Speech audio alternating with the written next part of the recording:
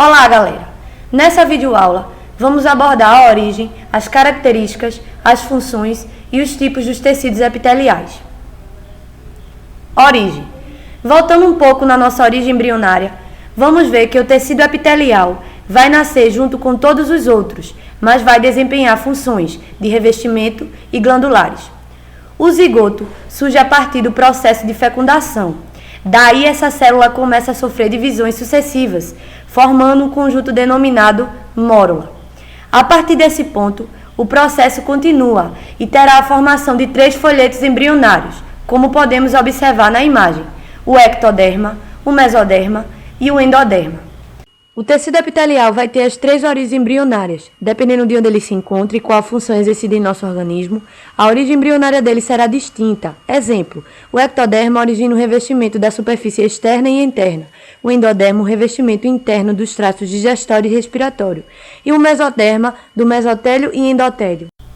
O tecido epitelial é classificado em tecido epitelial de revestimento e tecido epitelial glandular. Porém, vamos nos deter ao de revestimento. Como o nome diz, é um tecido que vai revestir o interior e o exterior do organismo.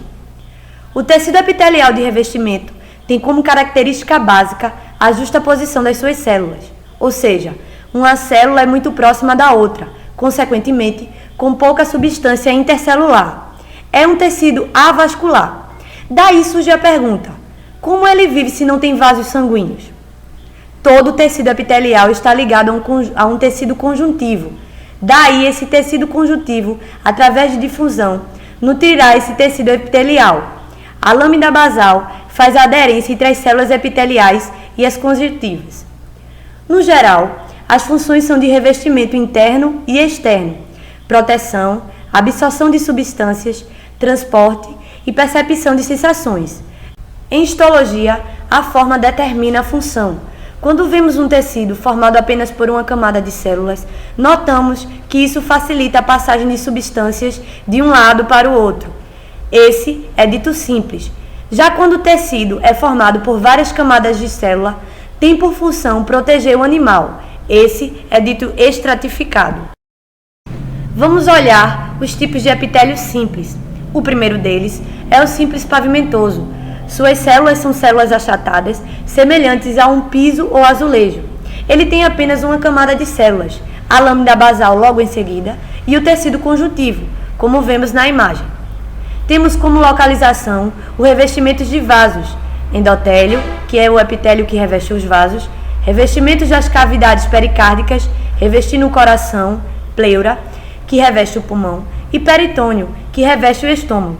Os alvéolos pulmonares são formados por esse tecido, permitindo a entrada de oxigênio e a saída de gás carbônico. O segundo tipo de epitélio simples é o cúbico. Suas células são cúbicas e temos como exemplo os túbulos renais, onde há passagem de substâncias entre o tecido e o sangue.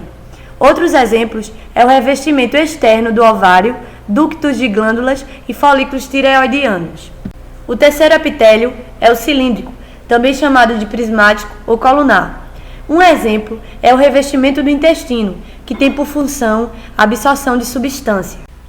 Já o tecido estratificado é dividido em pavimentoso, que, como já mencionado, tem função de proteção, e o exemplo mais comum é a camada da epiderme da pele, que serve como barreira para a entrada de micro-organismos, substâncias químicas e raios solares.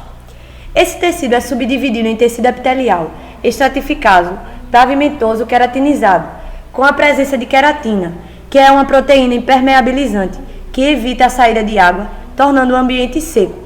E subdividido também em um tecido epitelial estratificado pavimentoso não queratinizado, que não barra a saída de água e é úmido. Como exemplos, temos a boca, esôfago, vagina e canal anal.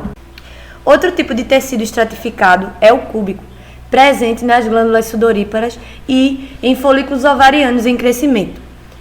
O último tecido epitelial estratificado é o de transição, onde a fórmula das células depende do estado fisiológico da bexiga, que pode estar vazia ou cheia. Vão ter células pavimentosas cilíndricas, cúbicas, não existindo um formato único. Temos, por fim, a última classificação do tecido epitelial de revestimento, denominado pseudoestratificado, onde os núcleos estão em posições diferentes, irregulares, dando a impressão que há várias camadas de células, enquanto só existe uma. Essas células possuem cílios e esse tecido está localizado na traqueia, brônquios e cavidade nasal. Como vocês podem ver, essas lâminas histológicas são, respectivamente, cortes da veia e do mesotélio. As setas apontam o epitélio simples pavimentoso e são coradas pela pararosnanelina toluidina. Nesta imagem, temos um corte do túbulo contorcido. As setas mostram o epitélio simples cúbico e é corada pela HE.